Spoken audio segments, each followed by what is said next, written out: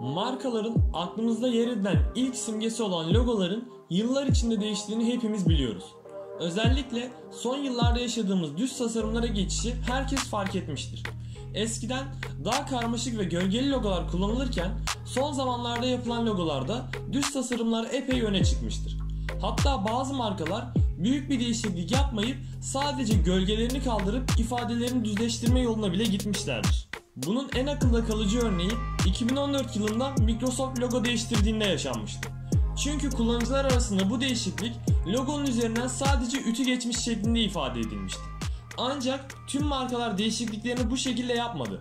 Mesela Türk Telekom bu akıma daha modern bir logoyla tüm tasarımı değiştirerek dahil oldu. Neden düz tasarımlara geçiş yapıldı derseniz bunu şu şekilde yorumlayabiliriz. Özellikle bu akım başladığı zamanlarda mobil cihazların hayatın içinde çok büyük bir pay edinmeye başlamış olması bu konuda en önemli etkenlerden biriydi.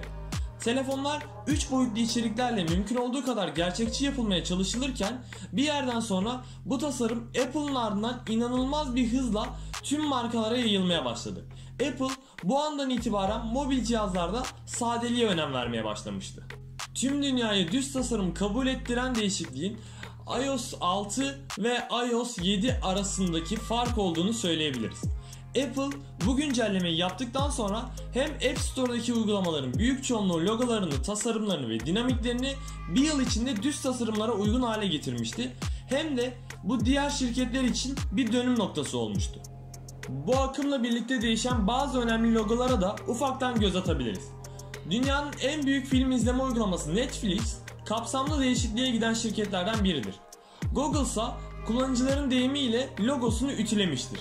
Instagram logosuyla beraber tasarımını da değiştirdiği için uygulamanın renklerine ve yapısına kadar değişikliğe gitmiştir. Ancak Facebook ve WhatsApp bu konuda bu kadar büyük bir kapsamlı değişiklik yapmamıştır. Airbnb ise logosunu büyük ölçüde değiştiren şirketlere bir örnektir. Son olarak ilgilenenler için bu akımın adının Flat Design olduğunu da söyleyebiliriz. İlgilenenler bu konuda araştırma yapmak için kullanabilirler. Videomuzu izlediğiniz için teşekkür ederiz.